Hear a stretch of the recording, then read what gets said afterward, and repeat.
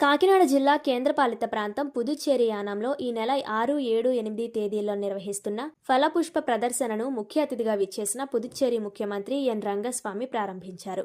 ఈ కార్యక్రమానికి Puducherry agricultural minister, వివిధ శాఖలకు సంబంధించిన మంత్రులు ముఖ్య అతిథులుగా హాజరయ్యారు. ఈ సందర్భంగా యానం శాసనసభ్యులు గొల్లపల్లి అశోక్ శ్రీనివాస్ మాట్లాడుతూ 3 సంవత్సరాల నుండి జరగని అభివృద్ధి పనులు ఒక్క 10 నిమిషాల్లో ఒకే వేదికపై జరగడం తనకు చాలా ఆశ్చర్యంగా ఉన్నదని తెలియజేశారు. ఈ ఫలపుష్ప ప్రదర్శన పుదుచ్చేరి యానం ప్రభుత్వ యంత్రాంగం, ఢిల్లీ ప్రత్యేక ప్రతినిధి మల్లాడి కృష్ణారావు, ఆర్ఈఓ మునిస్వామి, మున్సిపల్ అధికారులు, పోలీసు ఉన్నతాధికారులు నిర్వహిస్తున్నట్లు తెలియజేశారు.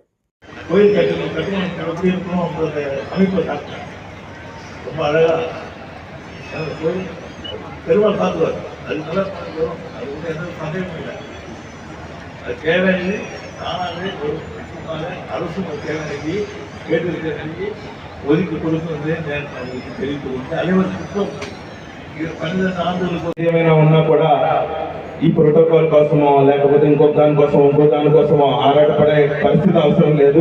యానం ప్రజలకి మంచి జరగాలి. ఆ మంచి ఎవరి ద్వారా జరిగినా కూడా ఖచ్చితంగా ఆస్వాదిస్తాం. అందరికీ కూడా పూర్తిగా ప్రజలందరికీ కూడా మంచి జరిగితే పూర్తిగా కూడా వాళ్ళందరూ కూడా ప్రేమతో కోరుకుంటారు జరగాలని. అందులో కూడా ముందుగా ఒక శాసనసభ్యుడిగా నేను ఉంటాను.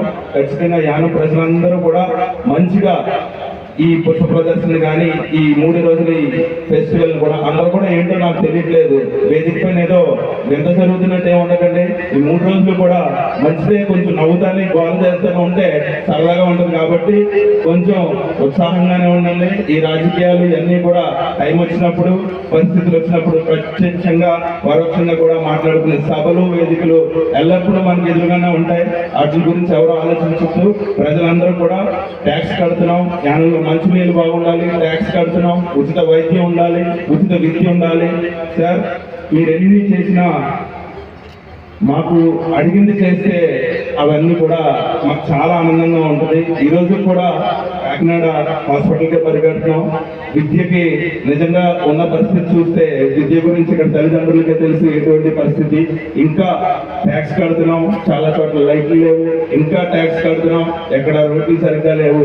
కానీ ఈరోజు మీరు ప్రతిదీ కూడా యానం ప్రజలు కోరుకున్నట్టే చాలా మినిమం బేసిక్ నీడ్స్ అనేవి ఇస్తారని ఆశిస్తూ ఈ కార్యక్రమాన్ని ఇంతలా ఘనంగా ఆయన ఒంటి చేతి మీద నడిపిన మన మాజీ మంత్రి, స్పెషల్ రిప్రజెంటేటివ్ మల్లాడి కృష్ణారావు గారికి కూడా చాలా ధన్యవాదాలు.